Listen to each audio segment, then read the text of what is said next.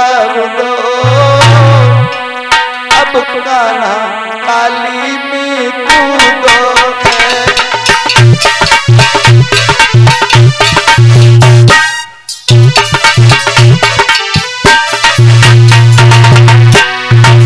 क्या बताऊं मैया, रोई मनसुख ने जवाब दो,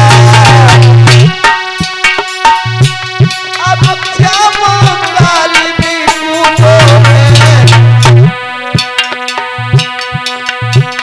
और रुक्मिणी मोहन के इस गोकुल में मोय लग रहो सुनो सुनो है।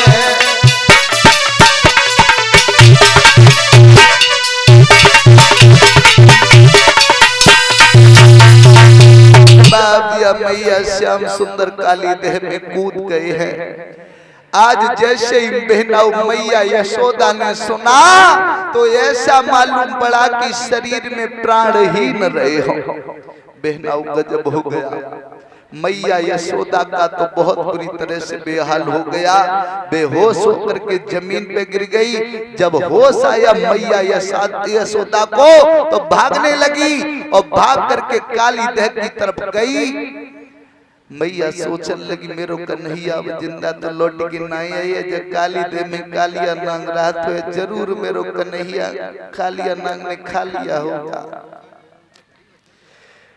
मैया भागी, नंद बाबा भागे, रोहिणी भागी, सभी ग्वाल बाल भागे, गैया रमाने लगी, पक्षी चीखने लगे, गोवर्धन से आवाज उठने लगी।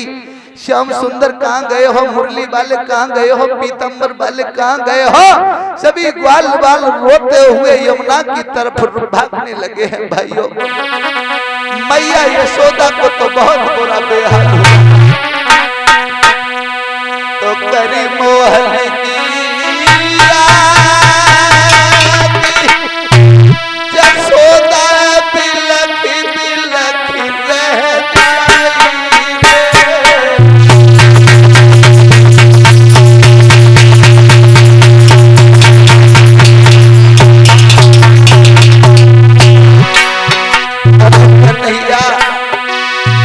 कहाँ गए तुम?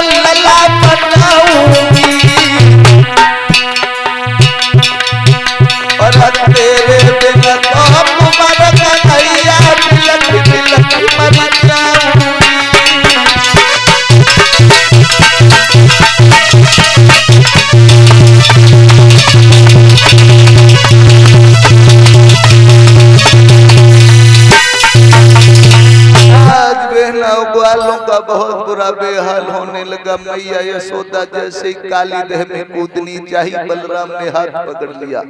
जब अब पागल हो गई माँ क्या कर रही है? मैया यशोदा बोली है भे बलराम, जहाँ मेरा कन्हैया गया है वहाँ मुझे जाने दो, मैं क्योंकि बिना श्याम सुंदर के नहीं रह पाऊंगी। यदि मेरा कन्हैया 1 मिनट के लिए हमसे जुदा हो जाता था तो वो 1 मिनट मेरे लिए 1 साल के बराबर कटती थी। अब तो कन्हैया हमेशा हमेशा के लिए जुदा हो गया, अब मैं कैसे रहूंगी। बलराम समझाने लगे, देखो मैया, जिन्होंने अका बका कागासुर पूतना जैसे राक्षसों का वध किया वो कोई साधारण पुरुष नहीं है। जिन्हें तुम अपना पुत्र समझ रही हो, साधारण बालक समझ रही हो, वो कोई साधारण बालक नहीं है, वो भगवान है। जरूर कोई न कोई खेल खेलने के लिए गए होंगे। तुम थोड़ी देर के लिए तसल्ली धैर्य धारण करो यदुवंशियों, और थोड़ी देर के बाद में भगवान कन्हैया हम सब लोगों के बीच में मौजूद होंगे। जब दामा को भी समझाया है, बलराम ने सभी ग्वाल बालों को समझाते हुए इधर बैठा रहे हैं और ये भगवान चले हैं बहनाओ। कहाँ पहुंचे? जहाँ कालिया नांग सो रहा था। कालिया नांग सो रहा था बहनाओ, और कालिया नांग की पत्नी नागिन जग रही थी। और जैसी नागिन ने देखो